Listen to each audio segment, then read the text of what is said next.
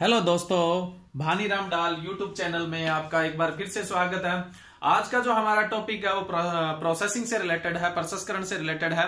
Preserve and candies यानी मुरब्बा और कैंडी। अब देखिए मुरब्बा क्या होता है, कैंडी की अपने बाद में बात करते हैं। फलों को या उनके टुकड़ों को गाढ़ी चाशनी में परिरक्षित करना क्या कहलाता है? मुरब्बा कहलाता है। भी जो सिरप होता है, गाढ़ा सिरप होता है, उसके अंदर सिरप बोले तो चाशनी, उसके अंदर फलों को और सब्जियों के टुकड़ों को परिरक्षित कर लेते हैं या पूरे साबुत को परिरक्षित कर लेते हैं तो वो मुरब्बा कहलाएगा। सब्जियां शब्द इसलिए यूज कर रहे हैं क्योंकि कैंडी सबसे ज्यादा पेठे की बनती है।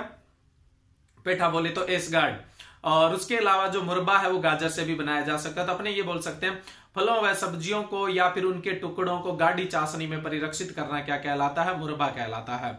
अब जो सबसे बढ़िया जो मुरब्बा बनता है वो किसका बनता है? आंवला का। जो आपने सबसे ज्यादा देखा होगा, आंवले का मुरब्बा ही अपने देखने को ज्यादा मिलता है। यानी सबसे ज्यादा जो प्रचलित मुरब्बा है वो किसका है? आंवले का। तो सबसे बढ़िया मुरब्बा ही किसका बनता है? आंवले का। और सबसे ज्यादा जो प्रचलित मुरब्बा है वो भी किसका है? आंवला का।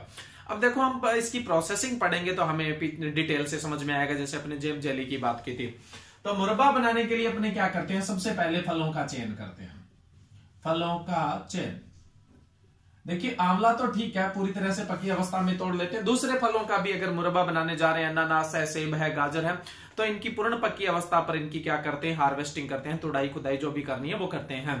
तो अपने क्या करेंगे? फलों का चयन करेंगे। और मुरब्बा बनाने के लिए सबसे बढ़िया फल कौन सा है? आंवला। उसके अलावा सेब से बना सकते हैं, नाशपाती से बना सकते हैं, अनानास से बना सकते हैं। उसके अलावा जैसे गाजर है या पेठा है, इनसे भी क्या होता है? मुरब्बा बनाया जाता है। सबसे पहले फलों का चयन कर लिया, फिर वही प्रोसेसिंग में अपने क्या करेंगे? फलों की सफाई। फलों की सफाई, साफ सुथरा पानी से इनको धो लेंगे। बढ़िया साफ पानी से इनको धो लिया जाएगा। फलों की सफाई के बाद फलों की तैयारी। सब्जियां भी हो सकती है, सीधा मैं फल ही लिख रहा हूं। फलों की तैयारी। आंवला है, साबुत फल है, कोई दिक्कत ही नहीं है। लेकिन जैसे सेब वगैरह है तो उस पे छिलका उतारेंगे, उसके टुकड़े करेंगे। अनानास है तो उसका भी छिलका उतारेंगे, उसके टुकड़े करेंगे। गाजर है तो साफ पानी से धोने के बाद उसका छिलका सा मतलब अपने स्क्रैच करके छिलका उतार लेंगे और उसके बाद क्या करेंगे? उसके टुकड़े करेंगे। फलों की तैयारी के बाद क्या करेंगे? ब्लांचिंग। ब्लांचिंग या विविकरण अपने बहुत बार बात कर चुके हैं। प्रोसेसिंग से पहले 2 से 5 मिनट के लिए फलों को क्या करते हैं? बॉईल कर लेते हैं, जिससे उसके एंजाइम क्या हो जाते हैं? निष्क्रिय, और कलर अच्छा बना रहता है, ऑक्सीकरण नहीं होता, कलर खराब नहीं होता। उसके अलावा उससे फायदा और भी हो जाता है, ये सॉफ्ट भी हो जाते हैं और इसमें उपापचय क्रियाएं नहीं चलती है। प्रसंस्करण के दौरान जितना टाइम प्रोसेसिंग में लगेगा उतनी देर में ये खराब नहीं होता। जनरली 2 से 5 मिनट के लिए बॉईल करते हैं, लेकिन आंवला थोड़ा कठोर होता है, इसलिए इसमें जो ब्लांचिंग का टाइम है वो 6 से 10 मिनट का रख लिया जाता है। ब्लांचिंग करने के बाद अगर आंवले से आप मुरब्बा बना रहे हो तो उसको क्या करेंगे? गोदना।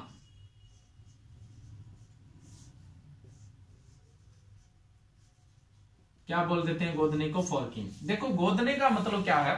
जो आंवला है उसमें क्या करेंगे? अपने या तो जो टूथ पिन आती है लकड़ी की, उससे क्या करेंगे? छेद कर लेंगे, या फिर अपने घर में जो किचन में कांटा यूज करते हैं, खाने में कांटा यूज करते हैं, उस कांटे, स्टेनलेस स्टील का होना चाहिए, लोहे वगैरह का नहीं होना चाहिए, नहीं तो कलर खराब हो जाता है। तो अपने उसमें क्या कर लेंगे? छेद कर लेंगे। छेद करने से बाद में इसमें चीनी क्या है? पूरी तरह से अवशोषित हो जाएगी, क्योंकि आंवले में कसेलापन होता है। कसेलापन किसके कारण होता है? टेनिन के कारण होता है। एक तो उसमें मिठास देना जरूरी होता है, और दूसरा क्या होता है? कठोर होता है, इसलिए चीनी ढंग से अंदर से जा नहीं पाएगी। इसलिए अपने उसको प्रेस कर देंगे तो चीनी उसके अंदर बहुत बढ़िया जाएगी। तो गोद लेंगे। गोदने के बाद क्या करेंगे? आंवला है तो उसका कसेलापन दूर करेंगे।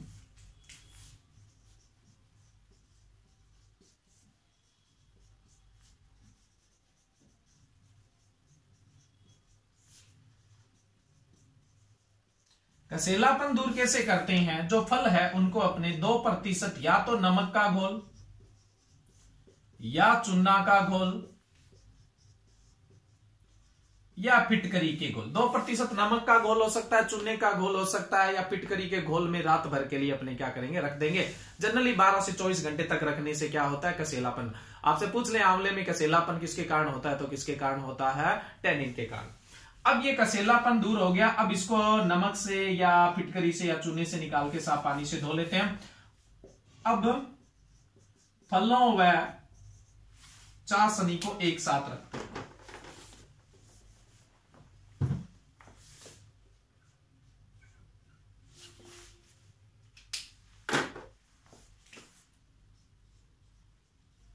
फलों में चाशनी मिलाना। अब देखिए, अगर कोई और फल है तो सीधा ब्लांचिंग के बाद ये काम करेंगे, लेकिन आंवला है तो उसको गोदने का काम करेंगे, उसके बाद उससे कसेलापन दूर करेंगे, उसके बाद फलों को चाशनी के साथ मिलाएंगे। लेकिन अगर सीधा कोई दूसरा फल है तो ब्लांचिंग के बाद अपने सीधा क्या करेंगे, फलों व चाशनी को मिला देंगे। अब फल व चाशनी मिलाने की जनरली दो विधियां होती है, एक तो होती है ठंडी विधि और दूसरी होती है गर्म विधि। एक होती है ठंडी विधि और एक होती है गर्म विधि। देखो, गर्म विधि में क्या होता है, सबसे पहले तो अपने 68 डिग्री ब्रिक्स की चाशनी तैयार करते हैं। थोड़ा ध्यान रखना, फाइनली जो टीएसएस होता है, आपसे पूछने आंवले का टीएसएस कितना होता है, तो 70 डिग्री ब्रिक्स होता है। मैं प्रोसेस की बात बता रहा हूं, आपको ये याद रखने की भी जरूरत नहीं पड़ेगी। 68 डिग्री वाली जो बात है ये याद नहीं आपको, तो 70 डिग्री ब्रिक्स आंवले में टीएसएस होता है या चीनी का प्रतिशत होता है, तो अपने क्या बोलेंगे, 70 डिग्री ब्रिक्स बोलेंगे। अब जो प्रोसेस बता रहा हूं गर्म विधि की, आप क्या है, चाशनी बनाओगे 68 डिग्री ब्रिक्स की। 68 डिग्री ब्रिक्स की चाशनी बनाई और इसके अंदर क्या कर दिए, फल रख दिया आपने। आप इसको 24 घंटे के लिए रख दोगे तो अब चाशनी का घोल तो गाढ़ा है, आंवला है, उससे क्या होगा, जो पानी है वो बाहर प्रासरण से बाहर आ जाएगा, तो ये चाशनी क्या हो जाएगी, पतली हो जाएगी। चाशनी क्या हो जाती है, पतली। जब भी आप चीनी की चाशनी बनाते हो तो उसमें क्या है, एसिड डालते हो। एसिड डालने से क्या होता है, उसका इन्वर्जन हो जाता है। आपसे पूछ ले इन्वर्ट शुगर कौन सी होती है, तो सुक्रोज होती है। इन्वर्ट शुगर कौन सी होती है, सुक्रोज। अपने जो चीनी लेते हैं वो सुक्रोज ही होती है। वो इन्वर्ट हो जाएगी तो वो साफ सुथरी है, उसका जो मेल है वो झाग के रूप में ऊपर से निकल जाएगा। तो अपने चाशनी बनाते समय उसको इन्वर्ट कर लेना चाहिए, ताकि प्रोडक्ट क्या होगा, साफ सुथरा बनेगा। अब क्या है, ये चाशनी पतली हो जाएगी, क्यों, क्योंकि फलों का जो पानी है वो बाहर निकल गया है। अब अपने 24 घंटे के बाद क्या करेंगे, इस चाशनी को और फलों को अलग करेंगे, फिर से उसको गाढ़ी कर देंगे। अब उसको कितना गाढ़ा करेंगे, 70 डिग्री ब्रिक्स पूरा गाढ़ा कर देंगे। अब इसको 24 घंटे के लिए और रख देंगे। टोटल कितने घंटे हो गए, 48 घंटे। 48 घंटे में मुरब्बा तैयार है, इसको गर्म विधि बोलते हैं। तो इसमें फलों को क्या है, चाशनी, गर्म चाशनी उसमें ही डाल दिया जाता है, उससे कुछ न्यूट्रिएंट्स जो होते हैं वो क्या हो जाते हैं, लॉस हो जाते हैं। लेकिन जो इंडस्ट्री होती है उनमें जो सबसे ज्यादा अपनाया जाता है मुरब्बा बनाने के लिए विधि, वो कौन सी अपनाई जाती है, गर्म विधि बोलते हैं इसको। नेक्स्ट है ठंडी विधि। देखो, ठंडी विधि में क्या होता है, कोई भी जार वगैरह जिसमें भी आप जिसमें भी आप मुरब्बा बना रहे हो, पहले फल रखे, उसके ऊपर क्या करोगे, आप चीनी डाल दोगे। सीधी चीनी का पाउडर, मतलब चीनी डाल दोगे सीधी, चाशनी वाशनी बनाने की जरूरत ही नहीं है आपको। सीधी आपने क्या किया, इसके अंदर चीनी डाल दी। अब आपने सीधी इसके अंदर चीनी डाल दी और उसके ऊपर क्या किया, फिर फल डाल दिए, फिर इसके ऊपर चीनी डाल दी। इस तरह से लेयर बनाते जाते हैं अपने। तो अब क्या होगा, ये जो फल है इनके अंदर जो नमी है वो चीनी पास में लगने की वजह से बाहर आ जाएगी, पानी बाहर आ जाएगा बाय प्राशन से। 24 घंटे के लिए रख दीजिए, अपने आप ही चाशनी तैयार हो जाएगी। किसी तरह कोई गर्म करने की जरूरत नहीं पड़ी, इसलिए इसको ठंडी विधि बोल देते हैं। अब ये जो चाशनी है इसका टीएसएस फिक्स नहीं है। अब अपने इसको गर्म करके चाशनी को, और कितने डिग्री ब्रिक्स तक इसका टीएसएस ले आते हैं, 68 डिग्री ब्रिक्स। पहले 24 घंटे के लिए रखा, फिर आपने इस चाशनी और फलों को अलग कर लिया। पहले आपने फल रखे, उस पर चीनी डाली, फिर फल, फिर चीनी। इस काम को कितने घंटे के लिए छोड़ दिया आपने, 24 घंटे के लिए इसको रख दिया। जब ये चाशनी अपने आप बन जाएगी, 24 घंटे बाद क्या करोगे, आप इस चाशनी को अलग करके फिर से गर्म करके 68 डिग्री ब्रिक्स की बना लोगे। अब इस चाशनी को थोड़ा ठंडा कर लीजिए और इसमें फलों को क्या कर दो, डाल के रख दो। अब क्या है, कुछ बचा कुचा जो पानी है वो बाहर प्रासरण से और निकल जाएगा। 24 घंटे के लिए रख दो, टोटल हो गए 48 घंटे। अब फिर फल और चाशनी को अलग कर लो। फल चाशनी को अलग करके फाइनल 70 डिग्री ब्रिक्स की बनाइए और 24 घंटे के लिए और रख दीजिए। तो अब टोटल कितने घंटे हो गए, 72 घंटे हो गए। अब 24 घंटे के बाद क्या है, मुरब्बा अपना तैयार है। इसको ठंडी विधि बोला जाता है। ठंडी विधि में मुरब्बा बनने में 72 घंटे लगते हैं, और जो गर्म विधि होती है उसमें मुरब्बा बनने में 48 घंटे लगते हैं। और जो मुरब्बे का टीएसएस होता है वो हमेशा 70 डिग्री ब्रिक्स ही होता है। पहले जो अपने चाशनी तैयार कर रहे हैं वो 68 डिग्री ब्रिक्स की कर रहे हैं, लेकिन फाइनल जो टीएसएस होगा वो हमेशा कितना होगा, 70 डिग्री ब्रिक्स। 70 डिग्री ब्रिक्स से कम टीएसएस नहीं होना चाहिए। अब क्या, इन दोनों विधियों से अब अपना मुरब्बा तैयार हो गया। तो मुरब्बे की जो पैकिंग करेंगे वो किसमें की जाती है, कांच के जार में। कांच के जार में अब पैकिंग हो गई। अब इसको भंडारित करेंगे। हमेशा कोई भी प्रोसेसिंग प्रोडक्ट है उसको ठंडे व नमी रहित स्थान पर भंडारित करते हैं, जेम जेली के अंदर भी बताया था। अब इसको अपने ठंडे व नमी रहित स्थान पर भंडारित कर देंगे। मुरब्बा बनकर अपना तैयार है। तो ये मुरब्बा बनाने की प्रक्रिया है। अब देखिए कैंडी क्या होता है, सेम की सेम प्रोसेस चलती जाती है कैंडी की। लास्ट में जब अपना मुरब्बा बन गया है, अब उसको चाशनी से निकाल लो और सुखा दो, ओवन में सुखा दो। जब वो सूख जाएगा वो क्या कहलाएगा, कैंडी, यानी सूखे मुरब्बे को ही कैंडी कहते हैं। जो मुरब्बा बन गया उसको चाशनी से निकालकर ओवन में सुखा दो, वो क्या कहलाएगा? कैंडी। अब आपने उसको सुखाया है तो कुछ नमी निकल गई है, इसका मतलब चीनी की सांद्रता क्या हो गई है? बढ़ गई है। तो कैंडी के अंदर जो चीनी की सांद्रता होती है वो होती है 75 डिग्री ब्रिक्स। जैम के अंदर आपसे टीएसएच पूछे तो 70 डिग्री ब्रिक्स और कैंडी में पूछे तो कितनी होती है? 75 डिग्री ब्रिक्स। सूखे मुरब्बे को ही क्या बोला जाता है? कैंडी। सबसे बढ़िया कैंडी बनती है पेठे की, एस गार्ड की, जिसको आप लोगों ने मिठाई के रूप में आगरा के पेठे के नाम से खाया, वो एक कैंडी है। तो सबसे बढ़िया कैंडी बनेगी पेठा या फिर एस गार्ड से बनेगी। जितने फलों से मुरब्बा बन सकता है उन सभी फलों से क्या बन सकती है? कैंडी बन सकती है। तो ये मुरब्बा और कैंडी बनाने की प्रोसेस है। कैंडी बनाने की सेम ही प्रोसेस है। यहां पे मुरब्बा बनने के बाद क्या करेंगे? उसको निकालेंगे और सुखाएंगे। सुखाने के बाद क्या करेंगे? अब उसकी पैकिंग कर देंगे। पैकिंग करने के बाद वही भंडारित ठंडे व नमी रहित स्थान पे, अब ये सूखा है, इसकी पैकिंग जो पॉलीथीन होती है उसमें कर सकते हैं, या फिर जो मिठाई के बॉक्स आते हैं उनमें भी की जा सकती है।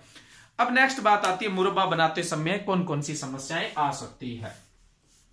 सबसे बढ़िया मुरब्बा आंवले का, सबसे बढ़िया कैंडी एस गार्ड यानी पेठा की। मुरब्बा का टीएसएस 70 डिग्री ब्रिक्स और कैंडी का जो टीएसएस होता है वो 75 डिग्री ब्रिक्स। अगर कोई सुपरवाइजर वाले क्वेश्चन ये वीडियो देख रहे हैं तो पीछे एक एग्जाम में पूछा था कैंडी का टीएसएस कितना होता है, तो कैंडी का 75 डिग्री ब्रिक्स होता है। अब मुरब्बा बनाते समय क्या क्या समस्या आती है? कई बार हम गर्म चाशनी होती है वो जार में डाल देते हैं, इसलिए जार क्या हो जाता है? टूटना, ब्रेकेज हो जाता है। तो एक तो प्रॉब्लम आ सकती है जार का टूटना। दूसरी प्रॉब्लम आ सकती है गर्म चाशनी कांच में डाल दोगे तो क्या होता है? जार टूट जाता है। कारण क्योंकि जो कांच होता है जो घर में यूज करते हैं अपने, या जो जार है वो जो कांच होता है कोक ग्लास बोलते हैं, सिलिका का बना होता है। उसमें मतलब कांच के साथ कुछ सिलिका होती है, तो गर्म चीज डालते हैं तो सिलिका अपनी जगह छोड़ देती है और वो क्या हो जाता है? जार होता है वो टूट जाता है। दूसरा जो प्रॉब्लम आएगी वो आएगी किण्वन की। किण्वन या फिर खराब होना, सड़ना। अगर चीनी की सांद्रता 70 डिग्री ब्रिक्स से कम लोगे तो आंवला है उसमें क्या हो जाएगी? रोटिंग, किण्वन स्टार्ट हो जाएगा। इसलिए चाशनी 70 डिग्री ब्रिक्स प्रॉपर होनी चाहिए। तो किण्वन किसकी वजह से हो रहा है? कम चाशनी की वजह से। कई बार क्या होता है? मुरब्बे का सिकुड़ना। अगर आपने बहुत ज्यादा सांद्रता की चाशनी ले ली है तो बाह्य प्राशन बहुत सारा हो जाएगा, जिससे मुरब्बा क्या हो जाएगा? सिकुड़ जाएगा। इसलिए चीनी की सांद्रता न तो बहुत ज्यादा रखनी है, न 70 डिग्री ब्रिक्स से कम रखनी है। तो ये मुरब्बा बनाते समय प्रॉब्लम आ सकती है। ये मुरब्बा बनाते समय आने वाली समस्याएं हैं। तो ये अपना कैंडी और मुरब्बा हो गया। Thank you.